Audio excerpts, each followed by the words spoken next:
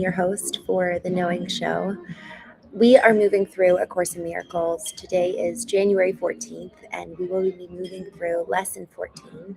We have been building upon the last 13 days that have gotten us to this point, and some of the time, some of the lessons just don't make a whole lot of sense or really have that resonance.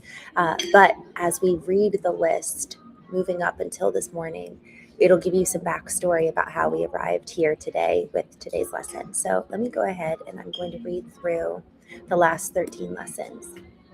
Lesson 1, nothing I see in this room means anything.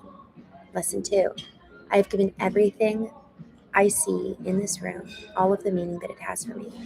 Lesson 3, I do not understand anything I see in this room. Lesson 4, these thoughts do not mean anything. They are like the things I see in this room. Lesson 5, I am never upset for the reason I think. Lesson 6, I am upset because I see something that is not there. Lesson 7, I see only the past. Lesson 8, my mind is preoccupied with past thoughts. Lesson 9, I see nothing as it is now. Lesson 10, my thoughts do not mean anything. Lesson 11, my meaningless thoughts are showing me a meaningless world. Lesson 12, I am upset because I see a meaningless world. Lesson 13, a meaningless world engenders fear. Lesson 14, God did not create a meaningless world. The idea for today is, of course, the reason why a meaningless world is impossible. God did not create, what God did not create does not exist. And everything that does exist exists as He created it. The world you see has nothing to do with reality. It is of your own making, and it does not exist.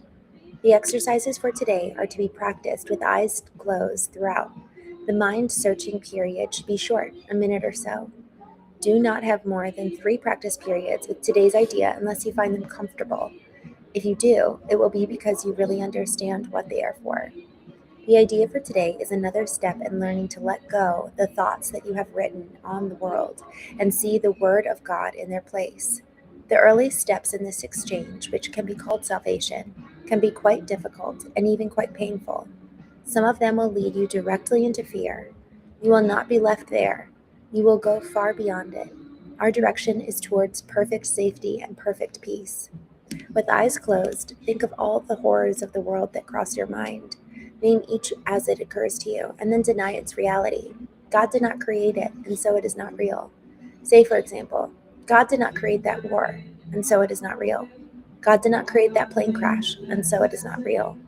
God did not create that disaster, and specify it, and so it is not real.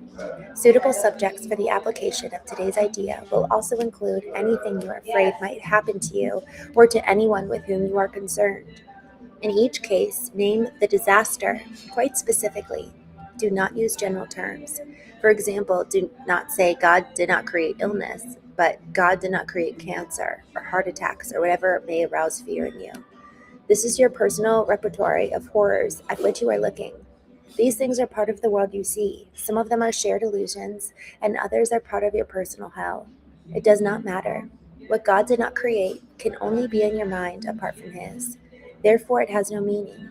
In recognition of this fact, conclude the practice periods by repeating today's idea. God did not create a meaningless world. The idea for today can, of course, be applied to anything that disturbs you during the day, aside from the practice periods. Be very specific in applying it. Say, God did not create a meaningless world.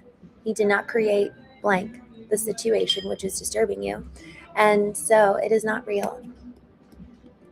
Y'all, this lesson is so important. I just want to jump back up to a part where it was really meaningful today, for me this morning. The idea for today is another step in learning to let go the thoughts you have written on the world and see the Word of God in their place. So some of these lessons feel extreme in terms of the exercises and even in terms of the lesson itself. And there's something about the pendulum swing which is necessary to undo old patterns and programs. I had to swing the pendulum pretty greatly in some of my exercises as I was learning how to undo what my mind once held and what my body once held, my heart and soul once held. And so for me, actually, I needed to be kind of drastic, and then I could come back into the middle, because in undoing and in letting go, there needs to be kind of a radical thought to take its place, and this is what that is. So just a quick shout out to some of the folks joining me on YouTube. Golden Fisherman, thank you for joining. Big Blue Fan, Dixon, thank you for coming on here. Joanne or Hovan, I don't know how you say your name. Chi Town, good to see you. Arthur Vasquez. Y'all, I am actually going to be hopping off here to join another meeting, but I just want to repeat this lesson.